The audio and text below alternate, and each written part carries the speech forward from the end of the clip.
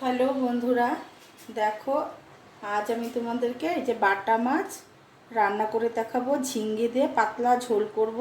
তোমরা সাথে থাকো, দেখো আমি কি করে বাটা মাছের পাতলা ঝোল করি ঝিঙ্গে দিয়ে। তোমরা সবাই দেখো। দেখো আমি প্রথমে মাছগুলোতে নুন আর ওই যে হলুদটা পাশে রেখে দিয়েছিলাম। হলুদ দিয়ে মাছটাকে আমি মেখে নিচ্ছি মাছগুলোকে।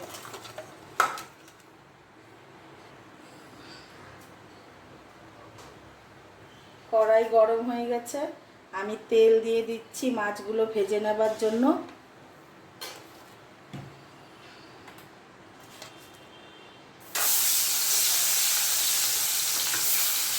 মাছগুলোকে ভেজে নেব।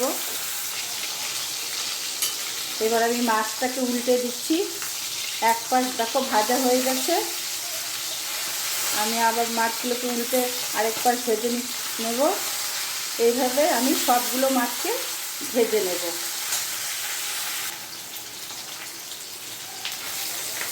দেখো বন্ধুরা, আমার মাছগুলো ভাজা হয়ে গেছে। এবারে আমি সবগুলো মাছকে ভেজে নিচ্ছি। এভাবে মাছগুলো ভাজা হতে হতে আমি একটা মশলা তৈরি করে নেব। এই কয়েকটা কাঁচা লঙ্কা, পাকা কাঁচা লঙ্কা দিয়ে দিলাম, পেঁয়াজ কুচি আর এই টমেটো কুচি। এটা আমি মিক্সিতে পেস্ট করে নেব। সব একসাথে একটু জল দিয়ে পেস্ট করে নেব। দেখো বন্ধুরা, আমার সমস্ত মাছ ভাজা হয়ে গেছে।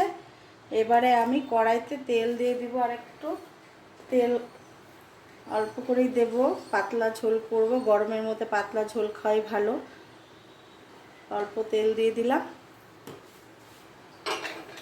এবারে আমি কালো জিরে ফোড়নে দেব। কালো জিরে ফোড়নে দিয়ে দিলাম।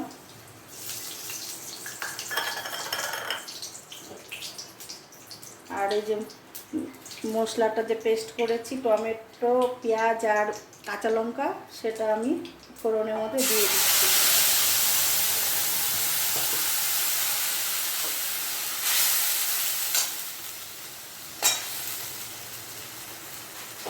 হাফ চামচ হলুদ দিয়ে দিলাম।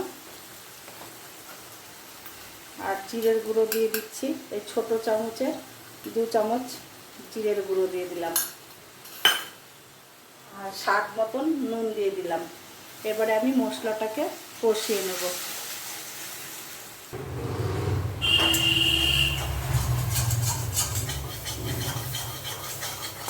একদম কম তেলে রান্না করছি আমি, সেজন্য এখানে কোনো তেল বেরোবে না। কিন্তু মশলাটা আমার খুব ভালো মতন কষানো হয়ে গেছে, একটুকু কাঁচা গন্ধ নেই মশলাতে।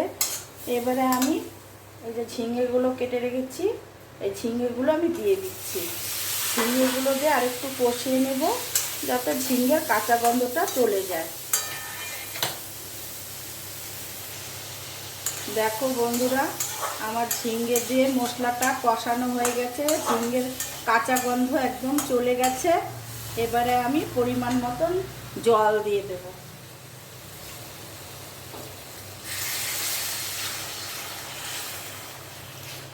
আর একটু জল দেব, আর একটু জল লাগবে, আমি আর একটু জল দিয়ে দিচ্ছি।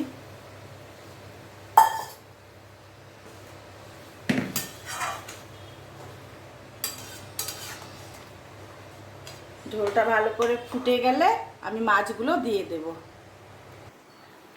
দেখো বন্ধুরা, ঝোলটা আমার ফুটে গেছে। আমি এবারে এক এক করে সব মাছগুলো ঝোলের মধ্যে দিয়ে দেব। তারপরে আরেকটু ফুটিয়ে তারপরে আমি নামিয়ে দেব। দেখো বন্ধুরা, আমার মাছের ঝোলটা হয়ে গেছে, আমি এবার নামিয়ে দেব। এবারে আমি ঝোলটা ঢেলে দিচ্ছি। গরমের সময় এরকম পাতলা ঝোলই খেতে হয়। পাতলা ঝোল খাওয়া ভালো। আর রান্নাটা যদি ভালো লাগে আমাকে লাইক করো, কমেন্ট করো, শেয়ার করো। সকলে ভালো থেকো, সুস্থ থেকো। দেখো কেমন হয়েছে রান্নাটা। দেখো এরকম ঝিঙ্গে দিয়ে পাতলা ঝোল। তোমরাও করে খেয়ে এইভাবে রান্না।